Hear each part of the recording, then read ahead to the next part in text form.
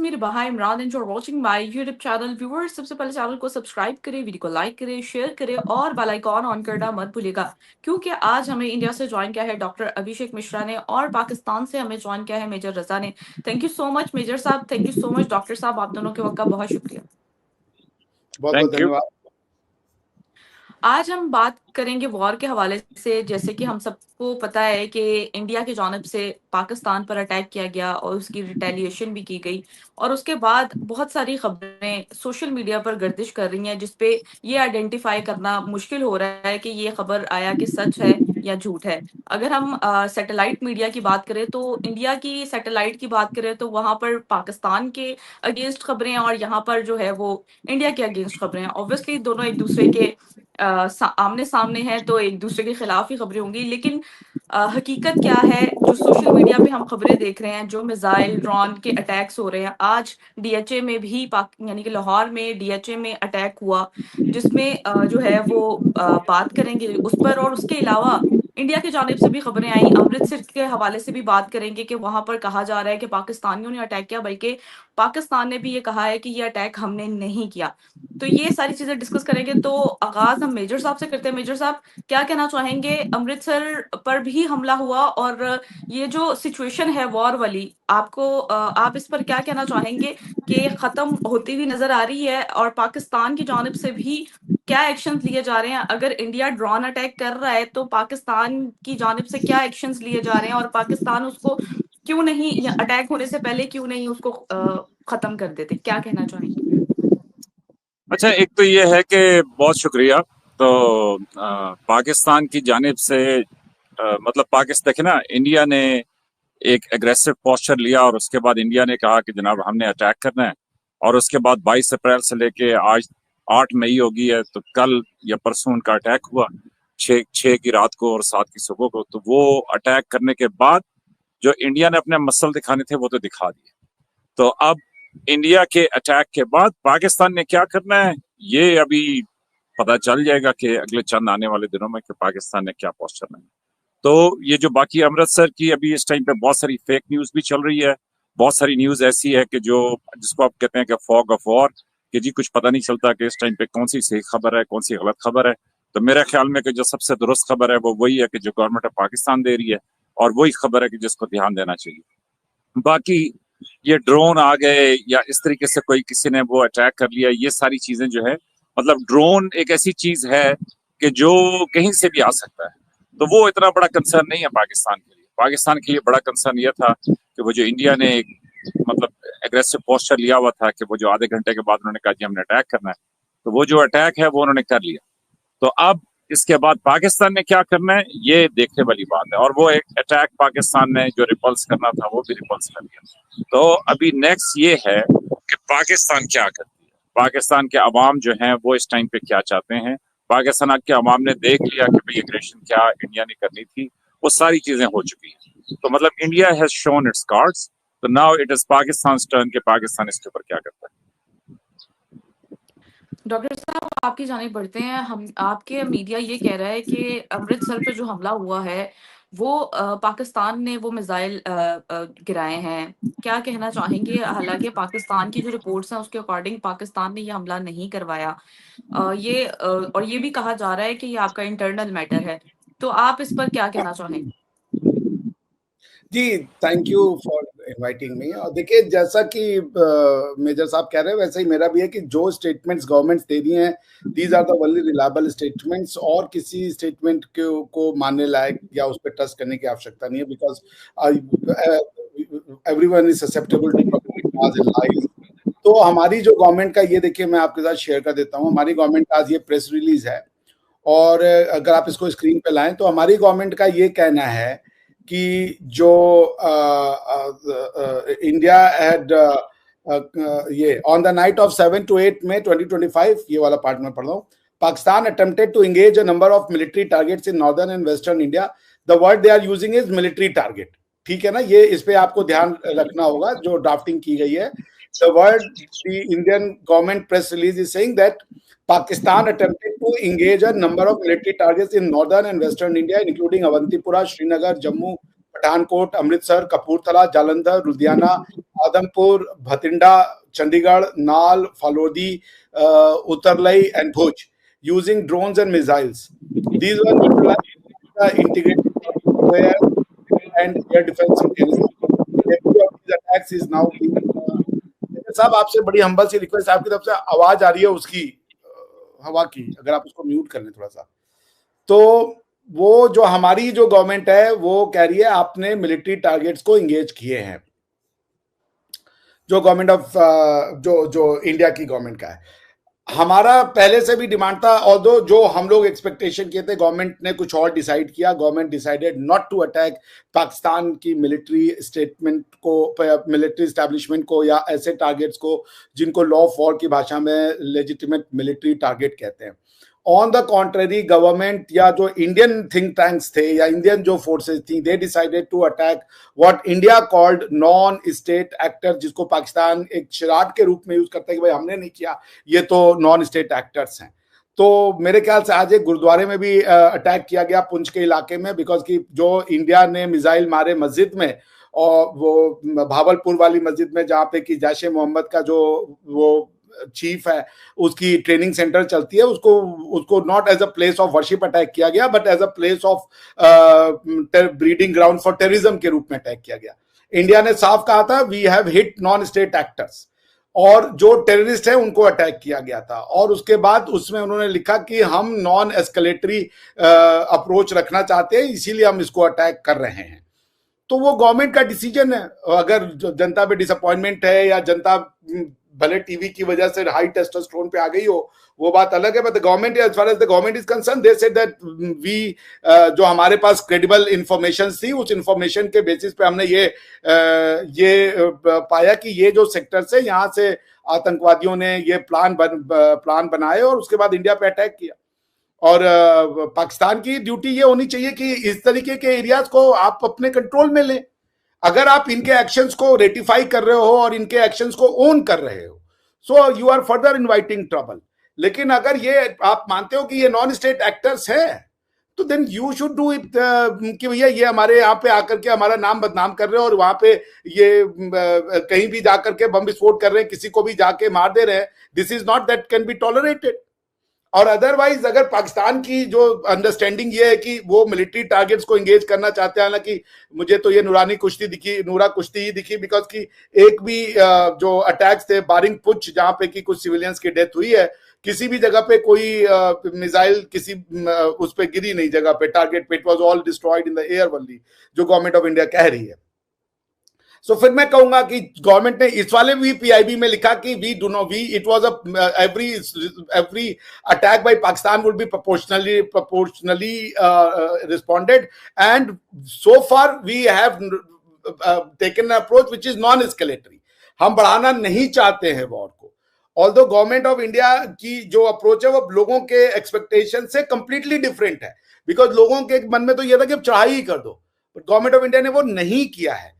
तो अगर पाकिस्तान की जो थिंक टैंक है उनको ये बात अगर समझ में नहीं आ रही है कि गवर्नमेंट इज सेइंग अगेन कि आप अगर लाना चाहते हो, लड़ाई लड़ना चाहते हो, तो we are full ready, no problem with that. But as far as we are concerned, Operation Sindoor was done and dusted.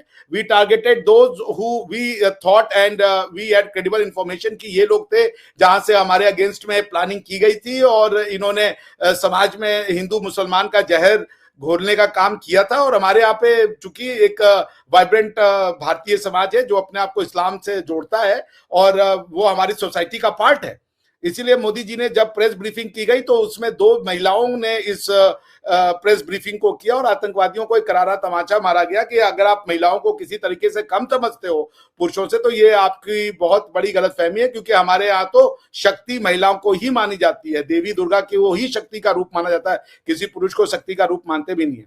तो Sofiya Qureshi was the one who led the front, उन्होंने सारी जो ब्रीफिंग देनी थी मीडिया को वो दी, और दूसरी तरफ से एक सिख व्योमिका सिंह है, उन्होंने इसको दिया। So as far as government of India is concerned, Operation Sindoor was done and dusted, targets were attacked, and we said that no escalation thereafter. उसके बाद अब आपका जो है वो आप जाने और आपकी जो सोच है वो आप देखें। मेजर साहब, मेरा आपसे सवाल है, अगर हम बात करें लाल टोपी जो कि इंडिया में बड़े फेमस है, ज़ैद हामिद साहब के हवाले से, उन्होंने भी कुछ एक वीडियो पैगाम दिया है कि ये ग़ज़वा-ए हिंद है और बहुत लंबी जंग है। इस तरह की स्टेटमेंट्स उन्होंने पास की हैं और पाकिस्तानी अवाम जो है वो परेशान ना हो, पाकिस्तान जो है वो पूरा इसकी रिटेलिएशन करेगा, पाकिस्तान भी हमला करेगा, ये बहुत लंबी जंग है तो हमें एक साथ मिलकर रहना चाहिए। इस तरह की बातें ज़ैद हामिद साहब ने की हैं। इस पर आप क्या कहना चाहेंगे? आज जुमेरात है 8 मई और दोपहर तकरीबन 2 बजे का वक्त। कल रात से भारत ने पाकिस्तान के खिलाफ एक नई जंग का आगाज किया है, ड्रोन वॉरफेयर। वो पाकिस्तान के तमाम शहरों में ड्रोन भेज रहे हैं जो जाके अपने अपने टारगेट्स को हिट करने की कोशिश कर रहे हैं, मगर पाक फौज और फजाइया की जानिब से इनको मारकर गिराया भी जा रहा है।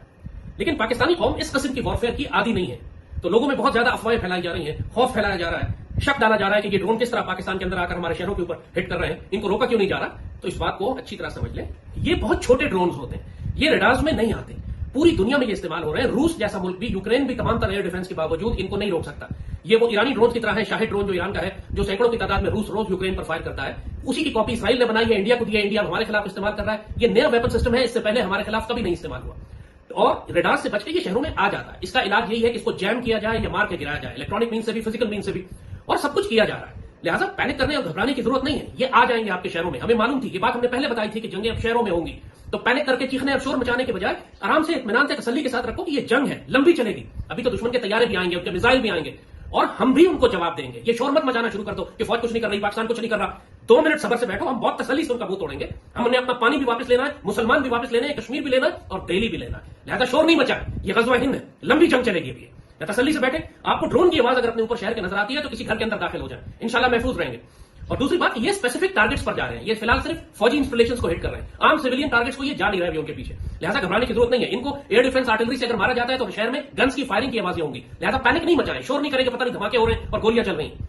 आपके पास अगर कोई खबर पहुंचती है या कोई इस किस्म की वीडियो आती है, तो जिस तरह मैंने इस वीडियो का आगाज किया है कि पहले मैंने दिन बताया, तारीख बताई, शहर बताया, उसके बाद एग्जैक्ट काम की बात करें, फालतू लंबी बात ना घसीटे, और जो वीडियो रिकॉर्ड करते हैं मेरे पास भेजें, बिला वजह दुनिया में मशहूर न करें जिसकी तस्दीक नहीं हुई हुई। आप झूठ फैलाने का बाइस बनेंगे मैदान जंग में।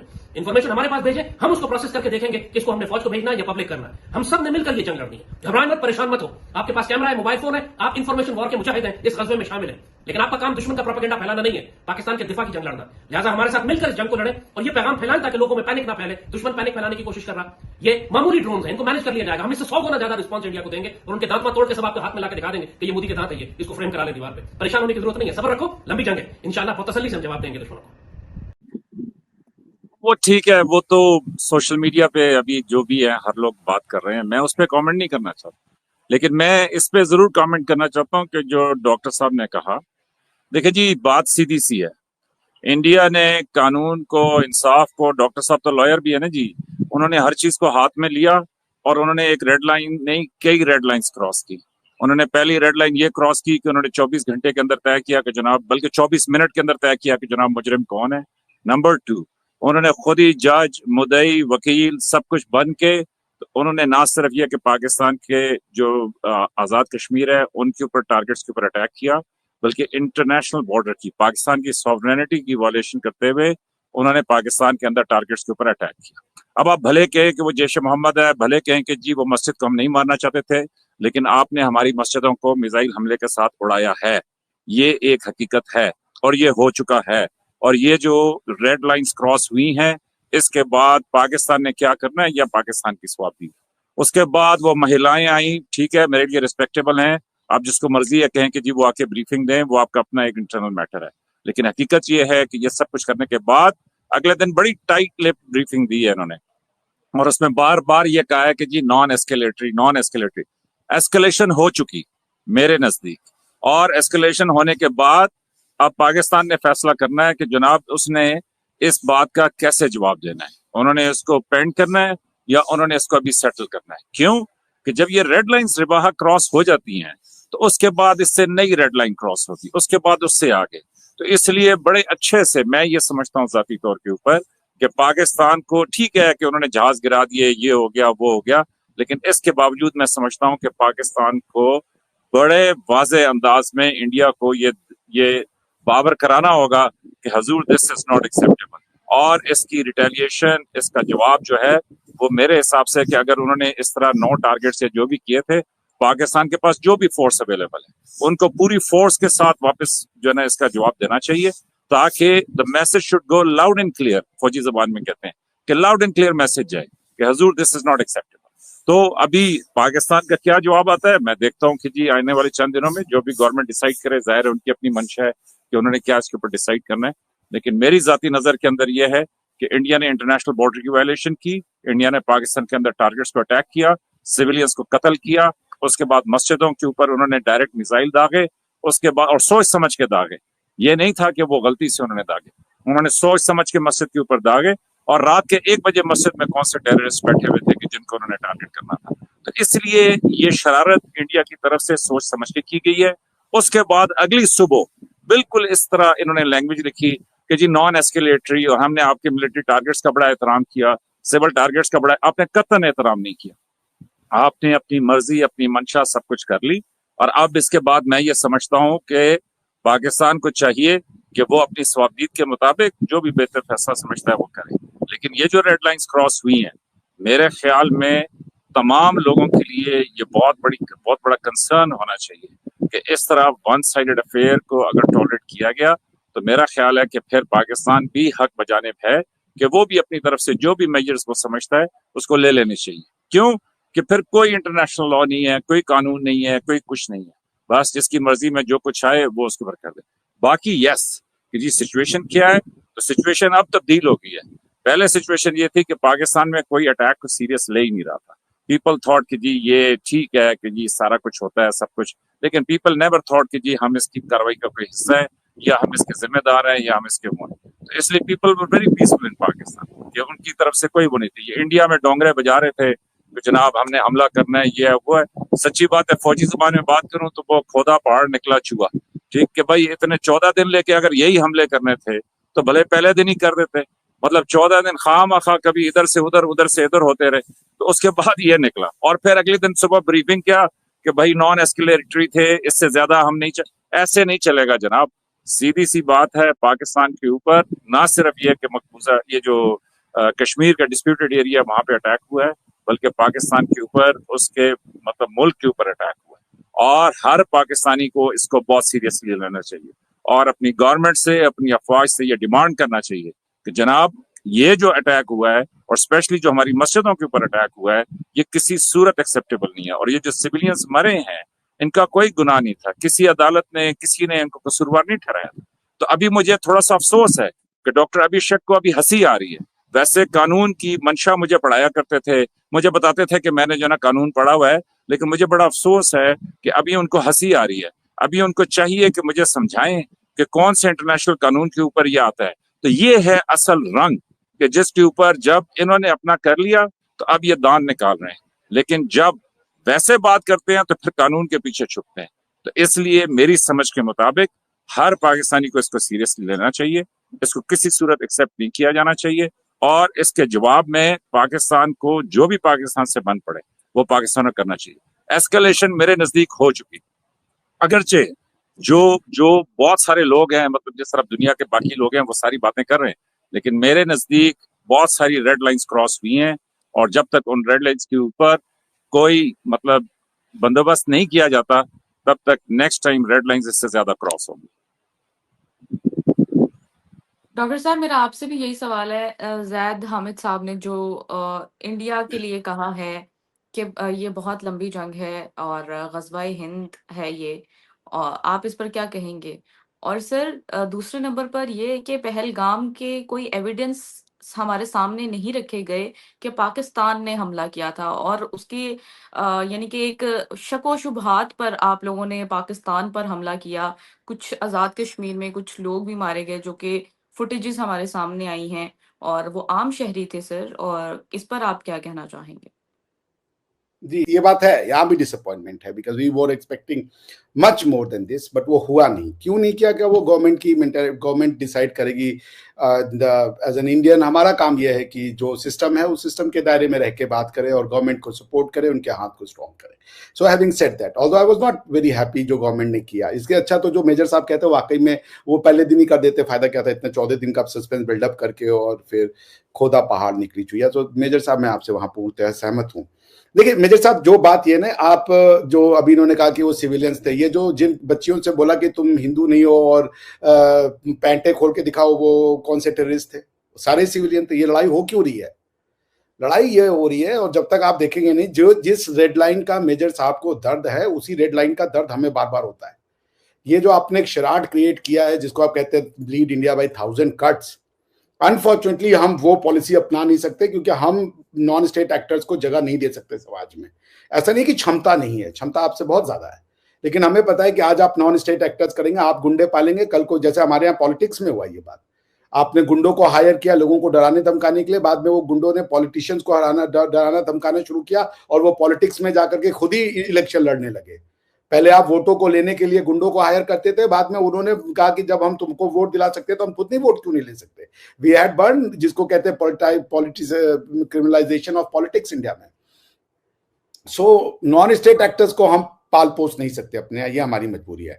Having said that, Pakistan escalate करना चाहता है, करे, हमें उससे कोई ऑब्जेक्शन नहीं है। जो रेड लाइन हमारी थी वो ये कि पाकिस्तान में लैंड लॉलेस एरियाज हैं, लॉलेस लोग हैं जो पाकिस्तान की आर्मी के कंट्रोल में नहीं है, या पाकिस्तान की आर्मी उनको कंडोन कर रही है। क्योंकि आज की जो फोटोज आई हैं उनमें तो वो सारे के सारे लोगों को, अगर वो सिविलियंस थे तो आर्मी के सारे जो बटालियन थी वहां पहुंची हुई थी, उन डेड बॉडीज के पास उनको ड्रेप किया गया था पाकिस्तानी फ्लैग में।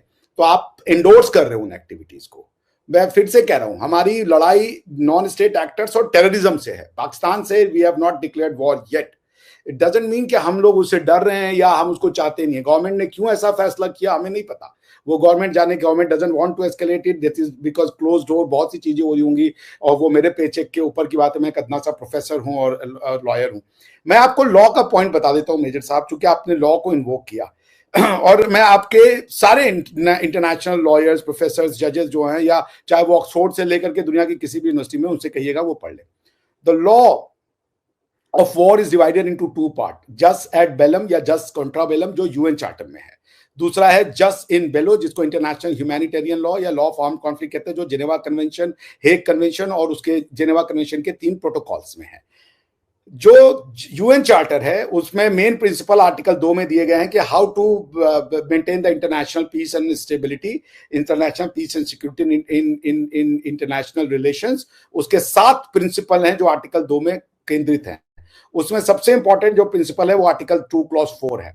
आर्टिकल 2 क्लॉज 4, उसके पहले 2 क्लॉज 3 है फ्रेंडली रिलेशंस के ऊपर। आर्टिकल 2 क्लॉज 4 कहता है इंटरनेशनल रिलेशंस में यूज ऑफ फोर्स नहीं होना चाहिए टेरिटोरियल इंटेग्रिटी या पॉलिटिकल इंडिपेंडेंस के अगेंस्ट में। ये आर्टिकल 4 है, जिसका क्रक्स ये है। अब क्वेश्चन ये आता है कि ये जो टेरिटोरियल इंटेग्रिटी या इंटरनेशनल रिलेशंस की मेंटेनेंस की बात है वो कैसे होगी, उसके ऊपर जनरल असेंबली का रिजोल्यूशन है 2625, आप पढ़ लीजिएगा। उसको कहते हैं friendly relations among states resolution 2625। उसमें कुछ प्रिंसिपल्स दिए गए हैं कि यदि आप ये कोई कार्य करते हैं तो इन कार्यों को माना जाएगा कि जो यूज ऑफ फोर्स का लॉ कोडेड है 2 क्लॉज 4 में, वो वायलेशन है। उसमें से एक है, और आप अगर कहेंगे तो मैं अभी आपको ये ला के दिखा दूंगा, बिकॉज की जनरल असेंबली रिजोल्यूशन 2625 बेसिकली, ये मैं आपको पहले बताता चलूं आपके दर्शकों के लिए कि general assembly resolutions are non binding in nature, because article 9 और 10 में they are considered as recommendatory, they are recommendation from the general assembly. Only the resolutions of security council, that too under chapter 7, are binding on the states. But those General Assembly resolutions who have been overwhelmingly voted by international community, उनको फिर customary international law का दर्जा दे दिया जाता है और वो binding हो जाते हैं सबके ऊपर। 2625 में ये लिखा हुआ है फ्रेंडली रिलेशंस में कि यदि कोई स्टेट अपनी टेरिटरी अवेलेबल कराता है ऐसे फोर्सेस को जो दूसरी की कंट्री में जाके सैबोटाज की एक्टिविटी करते हैं, और वो फिर ये कहता है कि हम इनको कंट्रोल नहीं कर पा रहे हैं या हमारे ये कंट्रोल में नहीं है, हम इनके ऊपर एक्शन नहीं ले पा रहे हैं, उनकी एक्शंस को उनके ऊपर एट्रीब्यूट किया जाएगा। जो मेजर साहब समझना चाह रहे हैं वो ये कि हमारा एक्शन नहीं था, जिसको वो इन्वेस्टिगेट करवाना चाह रहे कि it was not our action, why are you crossing the red line by attributing someone else's action as our action. बात यह है कि जब आप 2625 को पढ़ते हैं और आप ऐसे अनासिर को अपने यहाँ पे जगह देते हैं जो दूसरी कंट्री में जाके सैबोटाज या यूज ऑफ फोर्स की एक्टिविटी करते हैं, तो वो सारे के सारे एक्शंस आपके ऊपर आ जाते हैं। फॉर एग्जांपल, अगर आप ईरान अमेरिका क्लेम ट्रिब्यूनल्स की केसेस को पढ़ेंगे तो आप वहां पाएंगे कि जो ईरानियन रिवॉल्यूशन के बाद जो लोगों ने यूएस की एम्बेसी में घुस करके एक्शन किया, ईरान के लोगों ने कहा, ईरान की सरकार ने कहा कि ये हमारे लोग नहीं थे, लेकिन चूंकि उन लोगों की जिसे कह लीजिए उनको ग्लोरीफाई करने के लिए गवर्नमेंट ने स्टेटमेंट दिए कि ये लोग मेन हमारे चैंपियन हैं और ईरान की आजादी और इस्लामिक रिवॉल्यूशन को ये रिप्रेजेंट करते हैं, तो फिर उनको कोर्ट ने कहा कि you have basically ratified the action. वो भले जब चूंकि ईरान उस समय एक पॉलिटिकल वैक्यूम में था, लीगल वैक्यूम में था, कोई लॉ नहीं था, लेकिन आपने चूंकि उनके एक्शंस को रेटिफाई कर दिया, उनके एक्शंस अब आपके एक्शंस माने जाएंगे। तो आप अगर किसी भी इंटरनेशनल को ट्राइब्यूनल में ये केस लाएंगे, I would be more than happy to argue कि आपको चांसेस ऑफ सक्सेस नहीं मिलेगा। और यही दुनिया ने इसीलिए आपके साथ खड़ा होना नहीं स्वीकार किया, जबकि आप ये प्ली करते रहे कि इसकी इन्वेस्टिगेशन कराइए। हाफिज सईद दनानाता फिर रहा है, उसके बाद 26/11 भी आज तक आपने नहीं माना कि आपने किया है, कोई इन्वेस्टिगेशन नहीं हुई, कोई ट्रायल नहीं हुई। लकीवर जमान रखवी जो है वो बच्चे पैदा कर रहा है जेल से।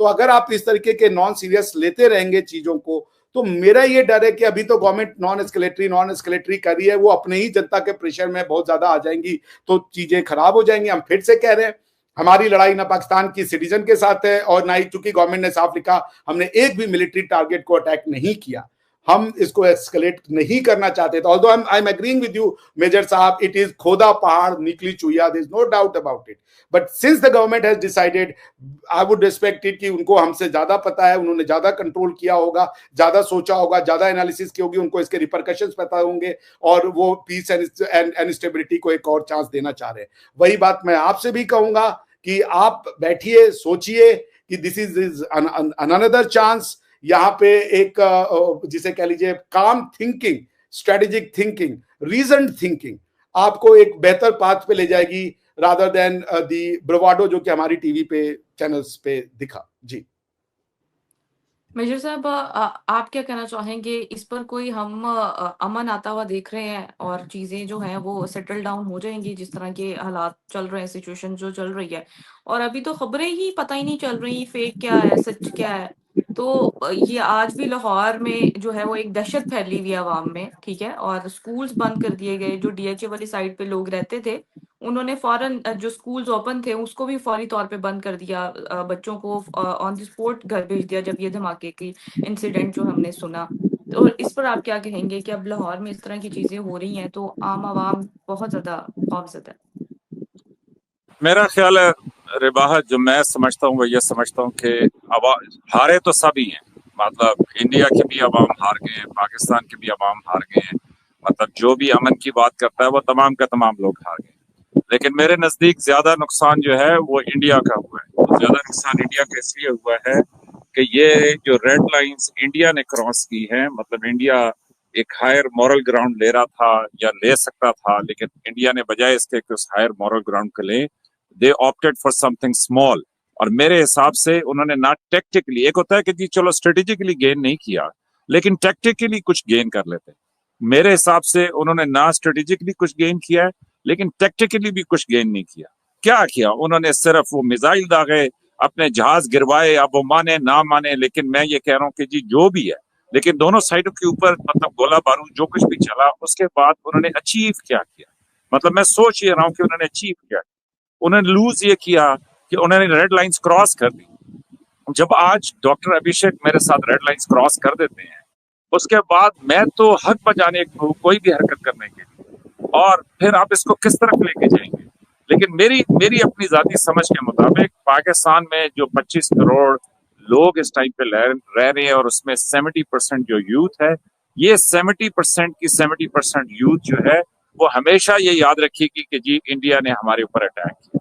अब भले ये कहें कि जी वो पहलगाम, वो जो स्ट्रेटेजी है कि जी टू वो जो है ना, ये असल में बहुत पुरानी मिलिट्री हिस्ट्री की एक स्ट्रेटेजी है कि जी to kill the enemy with 1000 wounds. ये बड़ा मशहूर डायलॉग है कि जो हर तरफ चलता रहता है। लेकिन ये अगर पाकिस्तान की स्ट्रेटेजी होती तो मैं पाकिस्तान को सलाम करता कि जनाब बहुत बड़ी जबरदस्त स्ट्रेटेजी बना ली है, लेकिन मेरे हिसाब से ऐसी कोई स्ट्रेटेजी नहीं। ना मेरी समझ के मुताबिक। हाँ, पाकिस्तान की अपनी एक स्ट्रेटेजी है कि जी अपनी जान बचानी है, अपना दिफा करना है, अपने मुल्क को जो है ना वो रखना है, वो सारा कुछ है। और यस, कश्मीर का डिस्प्यूट जो है वो कश्मीर के डिस्प्यूट के ऊपर पाकिस्तान की एक अटैचमेंट है, एक इमोशनल टच है कि जी वो सारा कुछ। अब हकीकत में बात करें तो देखें जी, जब इंडिया पाकिस्तान डिवाइड हुए थे, जूनागढ़ था, हैदराबाद था और कश्मीर था, ये 3 बड़े डिस्प्यूट्स थे कि जो थे। जूनागढ़ का चलो सेटल हो गया।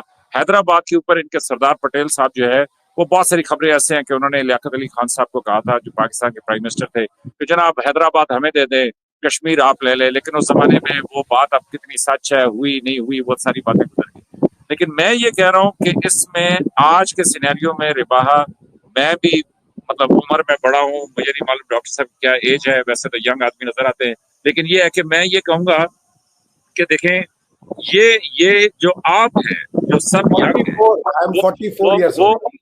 जी ठीक है, वो जो है वो तो ये याद रखेंगे ना कि जी इस तरीके से एक नाजायज पाकिस्तान के ऊपर इंडिया ने एग्रेशन, और उसके रिएक्शन में क्या है, उसके रिएक्शन में यही है ना कि यहाँ पे अवाम में, हालांकि मैं थोड़ा मायूस ज्यादा इसलिए हूँ कि आज से 15 दिन पहले पाकिस्तान की आवाम में कतन 0% ये सेंटिमेंट था कि जनाब हमें कोई अटैक करना चाहिए या हमें जो है ना इंडिया क्यों धमकी दे रहा है, ये वो है।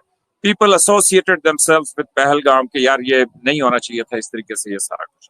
लेकिन आज पाकिस्तान के अंदर 100% लोग इसके ऊपर हैं कि जनाब ये बहुत ज्यादती हुई है, मस्जिदों के ऊपर अटैक, इनोसेंट सिविलियंस के ऊपर अटैक, फिर वो एक बच्चा जो है वो शहीद हो गया। तो मतलब ये किस तरह की खूनरेजी है। और दूसरा कि हम कोई मतलब भूखे नंगे हैं, मतलब हमारे पास भी तमाम किस्म के हथियार हैं, मतलब ठीक है, अगर इसी तरह की बात है तो क्यों ना सारी चीजें जो है ना वो सेटल कर दी जाए। तो मेरे हिसाब से ये सबसे बड़ा लॉस है कि ये जो रेड लाइंस क्रॉस हुई हैं, इन रेड लाइंस के क्रॉस होने के ऊपर मेरी जाती समझ के मुताबिक this will come back and this will bite India, and then people will realise कि जनाब ये बहुत बड़ी गलती हुई थी।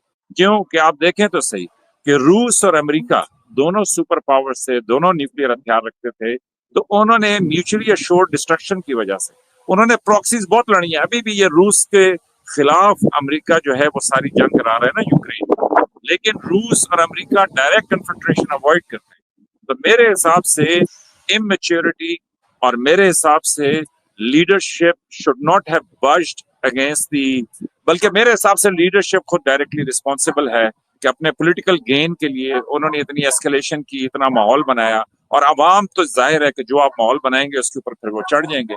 तो इंडिया के अवाम जो है वो तो उसके ऊपर जो है ना मतलब चार्ज अप हो गए कि जी हमें ये जो है वो चाहिए। और उसके बाद डिफेंस मिनिस्टर को आके, इनके जो रक्षा मंत्री थे उनको आके कहना पड़ा कि जनाब जो आप मांग रहे हैं वो आपको मिलेगा। और चलो अच्छी बात है, डॉक्टर साहब मान गए कि मिला क्या, मतलब ये कोई करने वाला काम था। तो मेरे हिसाब से मैं जाती तौर पर बड़ा मायूस हूँ। मेरे हिसाब से ना पाकिस्तान का कोई नुकसान हुआ है, ना पाकिस्तान की अफवाज का कोई नुकसान हुआ है, लेकिन मेरे हिसाब से इंडिया और पाकिस्तान के बीच वो जो एक मतलब एक उम्मीद थी कि जी कोई पीस हो सकता है, कोई कल को आगे बढ़ सकते हैं, कल को आगे चल सकते हैं, मेरे हिसाब से वो सब भस्म हो गए। And it will bite India, and number 2 it will take a long time before we will be able to fix it. बिल्कुल, जितने भी पीस के हवाले से पॉलिसीज थी उन सब वो तो मुझे लगता है कि फेल हो गई हैं। डॉक्टर साहब क्या फ्यूचर देख रहे हैं इस वॉर का इंडिया पाकिस्तान के दरमियान? देखें हमने इतनी जंगें लड़ चुके हैं, ठीक है, और अब भी ये वॉर है, और आप क्या समझते हैं कि इसका फ्यूचर क्या है? क्योंकि उस वॉर से भी किसी ने भी कुछ नहीं हासिल किया, ना इंडिया ने हासिल कुछ किया, ना पाकिस्तान ने कुछ हासिल किया। आप इस पर क्या राय रखते हैं?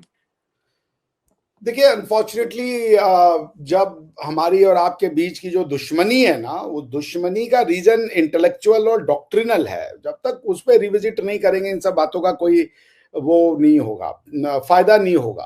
अब आपको एक समाज का निर्माण करना है, बाकी तो ठीक है, वो हम लड़ लेंगे, ये लड़ लेंगे, वो सब से मुझे तो I am least bothered, because मुझे पता है जो मेरी अंडरस्टैंडिंग है वो करेक्ट है कि पाकिस्तान की सेना किसी भी तरीके की भारत की सेना की मैच नहीं है, ना वो इस कंडीशन में है। तो भारत ने तो बल्कि ये किया जिसके लिए मेजर साहब मुझे क्रिटिसाइज कर रहे हैं या गवर्नमेंट ऑफ इंडिया को, उन्होंने तो बल्कि एक फेस सेविंग दे दी। उन्होंने लिख दिया कि हमने मिलिट्री टारगेट्स को एक्नॉलेज नहीं किया है, उसको अटैक नहीं किया है। और जब वो कह रहे हैं तो ही बेसिकली जो ये रेड लाइन की बात कर रहे हैं, वो रेड लाइन हम बार बार कह रहे हैं कि मैं आपको लीगली, अगर आप कहीं ये लेके आते हैं इंटरनेशनल लीगल फोरम में, तो ये बात आप प्रूफ नहीं कर पाएंगे कि कोई रेड लाइन क्रॉस की गई है। ओसामा बिन लादेन को मारते समय कोई रेड लाइन क्रॉस नहीं की है। सारी रेड लाइंस पाकिस्तान ने क्रॉस की हुई है कि वो इस तरीके का फोर्सेस बना के बैठे हुए हैं, उनको अनलीज कर देते हो, फिर कहते हैं जी इन्वेस्टिगेट करो, इसको बुलाओ, उसको बुलाओ, यहाँ पे इसको लेके जाओ इंटरनेशनल जर्नलिस्ट को, ये सब these are not the way to do it. भाई हमें तो बांग्लादेश धमकी दे रहा है कि हम आ जाएंगे, बिहार बंगाल को अपने अंदर मिला लेंगे। टेरिटोरियल रीविजिटिंग का इंडिया रिप्रेजेंटेशन नहीं करता। हमारा क्लेम सिर्फ और सिर्फ पीओजेके पे है, वो हमेशा रहेगा। उसके लिए आपको जब भी आना होगा आप सेटल कर लीजिएगा, हम उसके लिए तैयार हैं। मेजर साहब एंड पर क्या मैसेज देना चाहेंगे? एंड पे मैं क्या मैसेज दूं? मतलब मैं तो सीधी सी बात आपको बताता हूं कि मिलिट्री हिस्ट्री या वर्ल्ड हिस्ट्री पढ़ लें, शायद ही कोई हजरत ऐसे मिलेंगे कि जो कुछ कर सकते हो और वो किसी को माफ कर दें। तो मेरे हिसाब से ये जो क्लेम है डॉक्टर साहब का कि जी इंडिया जो है वो पूरी दुनिया इंडिया के साथ थी, मतलब सच्ची बात है कि जी चाइना ही को देख लें कि जी वो आयरन क्लैड फ्रेंडशिप वाला बयान था कि पाकिस्तान की सॉवरेनिटी को खतरा हुआ तो इंडिया भूल जाए कि भाई आप क्या करेंगे यहाँ पे। तो मुझे तो नहीं मालूम कि डॉक्टर साहब को किसने मदद दी, लेकिन अब चूंकि ये इस इल्यूजन में रहना चाहते हैं, एक सुपीरियरिटी कॉम्प्लेक्स का नया इल्यूजन है, वो हिंदुत्व राज है, वो सारी बातें हैं जिनको ये पहले डिनाई करते थे। चलो अच्छा है कि सारा कुछ एक्सपोज होके बाहर आ गया। मेरी नजर में अगर इंडिया पाकिस्तान को खड़का सकता, मैं सीधी दो टोक फौजी जबान में बात करता हूँ, तो इंडिया ने एक सेकंड की देर नहीं लगानी।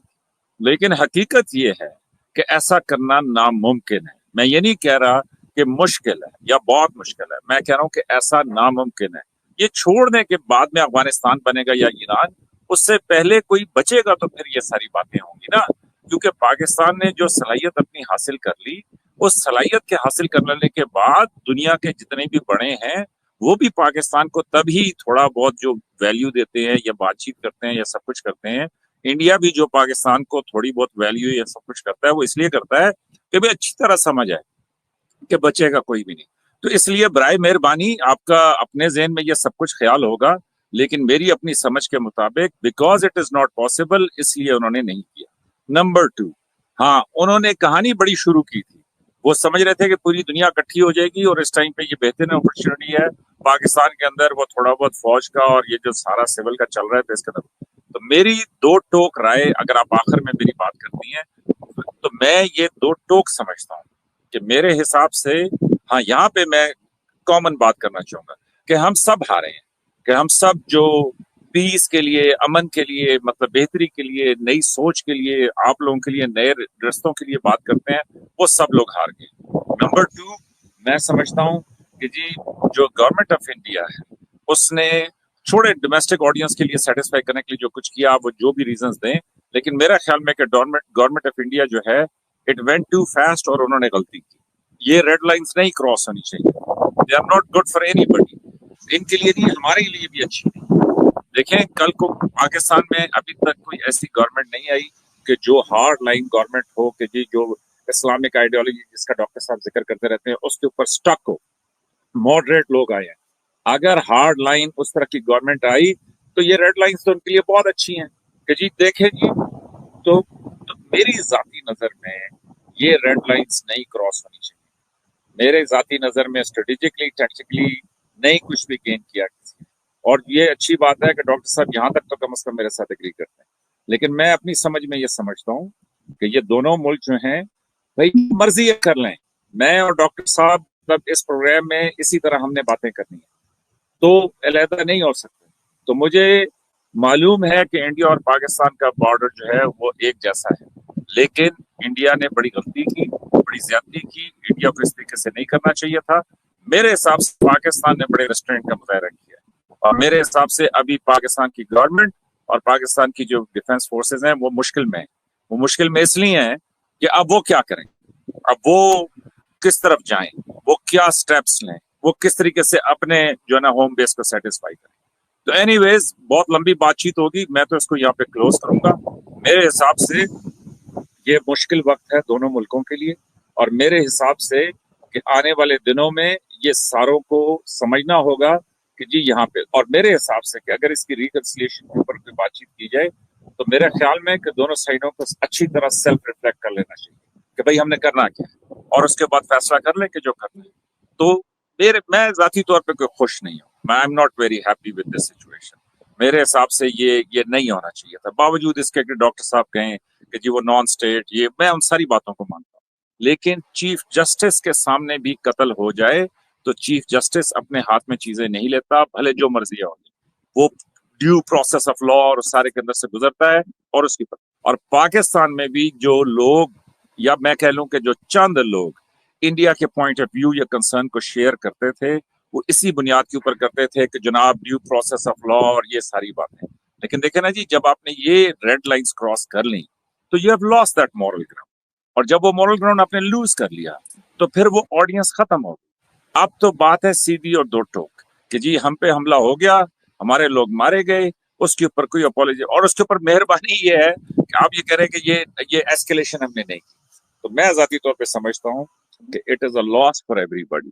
ये अच्छी सिचुएशन नहीं है, स्पेशली दोनों देश के मुल्कों के लिए, इनकी जनता के लिए, इनके लोगों के लिए, और सबको मिलके बहुत अच्छे से सोचना होगा। और मैं हैरान हुआ हूँ कि बड़े पोलाइट, पढ़े लिखे, अच्छे लोग भी जो इंडिया के अंदर हैं, they were also of the opinion के हो जाए जान। भाई जंगें शुरू करना बड़ा आसान है, अभी देखें अभी ये हो गया है ना, हालांकि डॉक्टर साहब कह रहे हैं कि वो एग्री कर रहे हैं इससे कि जी बहुत मामूली हुआ है, लेकिन मैं ये कह रहा हूं कि ये अभी खत्म नहीं हो रहा, इसको how will you close this. तो इसलिए मैं डिसअपॉइंटेड हूं। आई बिलीव कि जी पाकिस्तान की जो आवाम थी वो मतलब बहुत डिफरेंट मूड में थी, लेकिन अभी बहुत डिफरेंट मूड है, और मूड ये है कि अभी रिबाह सवाल पूछ रही है कि जनाब वो फलां साहब ने ये कहा है तो उसके ऊपर आप क्या कहेंगे, वो यहाँ पे डिस्कस भी नहीं हो रहे थे। तो एनीवेज मेरा तो फाइनल कमेंट ये है कि इंडिया ने टैक्टिकली भी कुछ गेन नहीं किया, स्ट्रेटेजिकली भी कुछ गेन नहीं किया, इससे बेहतर था ये सब कुछ ना करते। और मैं जाती तौर पे बड़ा मायूस हूँ, लेकिन मैं ये समझता हूँ कि बहरहाल फिर भी बेहतर वक्त की उम्मीद करनी चाहिए, और उसमें मैं ये समझता हूँ कि जी बड़े बोल्ड मेजर्स चाहिए होंगे, बड़े स्ट्रॉन्ग मेजर्स चाहिए होंगे फ्रॉम ऑल साइड्स, और स्पेशली जो लोग हलाक हुए हैं, चाहे जो पहलगाम में हलाक हुए हैं या जो इन ये जो अटैक्स हैं इनकी वजह से हलाक हुए हैं, भाई दोस पीपल शुड बी, मतलब दे शुड बी एड्रेस्ड, कि उनकी जो भी उनके लॉसेस हैं उन लोगों को, मतलब दे वर ह्यूमंस, वो उसको ना इंडिया इग्नोर कर सकता है ना पाकिस्तान इग्नोर कर सकता है। तो एक भी इनोसेंट अगर मारा गया है तो भाई इट कैन नॉट बी। तो एनीवेज बहुत ज्यादा इसके ऊपर क्या मैं अभी बात करूं, लेकिन मेरी समझ के मुताबिक जो पीस लविंग लोग हैं उनको आगे आके डिफरेंट सोच देनी होगी, नॉट ये सोच के जी हम उड़ा देते तो हमने मेहरबानी की। मैं इस पॉइंट ऑफ व्यू से बड़ी अदब के साथ एग्री नहीं करूँ। सर आखिरी सवाल, अमन की आशा तो फेल हो गई, एंड पर क्या मैसेज देना चाहेंगे डॉक्टर साहब? नहीं देखिए, जो मेजर साहब कह रहे हैं मैं उनकी फीलिंग को समझ सकता हूँ, वो फीलिंग इंडिया में भी थी, I can very well understand and reciprocate जो उनकी फीलिंग है। मेरे अंदर वो गुस्सा था भाई, पहलगाम के बाद I had loads of anger, 4-5 दिन तक वो गुस्सा था, तो वो feeling now he can feel. जो इंडिया, जो जैसे मेजर साहब कह रहे हैं कि जिसके पास भी ताकत होता है वो ताकत दिखा देता है, नहीं मेजर साहब हमने आज तक नहीं किया, हमारी 10,000 साल की हिस्ट्री ही नहीं है, हम कभी गए ही नहीं किसी के। हम बांग्लादेश को भी चाहते तो अपने अंदर मिला लेते, मिलिट्री सेक्शन आपने तोड़ दिया, वो कर दिया, नहीं किया, बांग्लादेश को छोड़ दिया। आज बांग्लादेश कहते हैं कि हम बिहार और बंगाल को मिलाएंगे अपने अंदर अटैक करके, वो हमें धमकियां दे रहे हैं। मेजर साहब आप प्लीज म्यूट कर दीजिएगा। तो बाकी जो मेजर साहब कह रहे हैं कि रेड लाइन क्रॉस हो गई है, वो इंडिया ये कैपेबिलिटी दिखाना चाहता है कि अगर आप नॉन स्टेट एक्टर्स को कंट्रोल नहीं करेंगे, और अब मेजर साहब कह रहे हैं कि जी जज के सामने भी कत्ल हो, बिल्कुल एक सभ्य समाज में यही तरीका है। कसाब को हमने ऐसे गोली नहीं मार दी, कसाब को पूरा ट्रायल हुआ तब उनको फांसी पर लटकाया गया।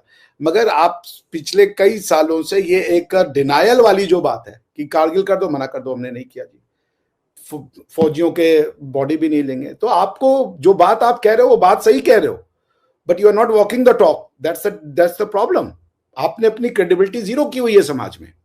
अगर आपकी क्रेडिबिलिटी होती तो बिल्कुल यही तरीका था कि जिसने पहले ग्राफ पे अटैक किया था वो आप उसको खोजते, इन्वेस्टिगेट करते और उनको ट्रायल पे ले आते, बात खत्म हो जाती वहीं पे। उसका कोई मिलिट्री सोल्यूशन उसका सही तरीका था भी नहीं। मिलिट्री लोग अगर कोई अपराध कर रहा है तो उस अपराधी को सजा मिल जाती, बात खत्म हो जाती। But when there are all the means of justice closed, तो हम क्या कर सकते हैं फिर? क्या आपके लिए हाफिज सईद हीरो है? वो यूएन डेजिग्नेटेड टेररिस्ट, आप करो जी हीरो है, वो फलाही काम करता है हमारे यहाँ, वो ह्यूमैनिटी का काम करता है। तो अब जब डॉक्ट्रिनल अंडरस्टैंडिंग अपोजिट है, आप हिंदुत्व को गाली दे रहे हो कि हिंदुत्व आ रहा है तो अब हिंदुत्व आ जाएगा। भाई इस देश को, भारत का नाम हिंदुत्व की वजह से है।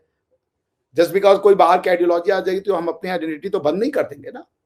अब सोल्यूशन तो यही है कि आप उन डॉक्ट्रिन्स को, जो डॉक्ट्रिन आप लेके चल रहे हैं, उनको कैसे को एग्जिस्ट करवाओगे, ये आपको सोचना है मेजर साहब। बाकी मैंने जैसे भी कहा कि मैं आया ही इस टीवी चैनल पे, अरे ये रिबाज जी के प्रोग्राम पे, क्योंकि मुझे पता है कि ये लोग जो हैं, ये लोग झूठे नहीं है, ये लोग मक्कारी नहीं करते, ये सच में अपनी बात में ये जो पीस रखना चाहते हैं, मुझे ये फील होता है कि दे आर गुड पीपल। तो वहां तक बात पहुंचाने के लिए मैं आया, डिस्पाइट द फैक्ट कि अभी भी सिचुएशन ठीक नहीं थी, बिकॉज मुझे लगा कि थिंग्स को समझने की जरूरत है, ट्रांजैक्शंस को समझने की जरूरत है। अगर बात समझ में आ जाए, उसको आप दोनों तरफ से बात समझ में आ जाए, उस पर एक्शन लीजिए, प्रॉब्लम सॉल्व हो जाएगी। जो दर्द आज आपको हो रहा है, और मैं उससे रेसिप्रोकेट कर सकता हूं, क्योंकि मैं मिट्टी का आदमी हूं। मेरे लिए भगवान को तो मैं नहीं जानता, मेरी मिट्टी ही मेरी वजूद है, मेरा एग्जिस्टेंस है। इसके ऊपर कोई अटैक हो तो मेरे भी खून आंखों में उतर आता है। आपको डिसअपॉइंटमेंट है, होना भी चाहिए। मगर हमने पाकिस्तान के ऊपर अटैक नहीं किया, हमने उनके ऊपर अटैक किया जो पाकिस्तान को नहीं मानते, जो ये कहते हैं कि पाकिस्तान और भारत की वॉर नेशनलिज्म की वॉर है, हम पाकिस्तान के साथ नहीं है। ये आपको समझना पड़ेगा मेजर साहब। बाकी तो बातें चलती रहेंगी, धीरे धीरे एक दूसरे को और बेहतर समझेंगे। एंड आई होप कि जो सत्य है, वो सत्य परेशान हो सकता है, पराजित नहीं, सत्य ही जीतेगा। और पीस ही सत्य है, शांति ही सत्य है। इसके लिए कितनी समय लग जाएगा ये देखना पड़ेगा, लेकिन मैं डिसअपॉइंटेड नहीं हूं, बिकॉज आई नो सत्यमेव जयते। और सत्य क्या है? को एग्जिस्टेंस सत्य है। सत्य क्या है? सबका भला सत्य है। सत्य क्या है? कि सबका स्वास्थ्य सत्य है। सबका जिसे कहते हैं ना कि सर्वे संतु निरामया सर्वे संतु सुखिना, सबका सुख सत्य है। मैं सुख में हूं और आप दुखी में हूं तो वो सत्य नहीं हो सकता। जब तक आप सुखी नहीं होंगे, मेरी जो फिलॉसफी है, मेरा सुख नहीं हो सकता। यही सत्य है, इसी को सरवाइव करना होगा। तो आई होप कि एक कंसेप्चुअल प्रॉब्लम है, बैठें, समझें।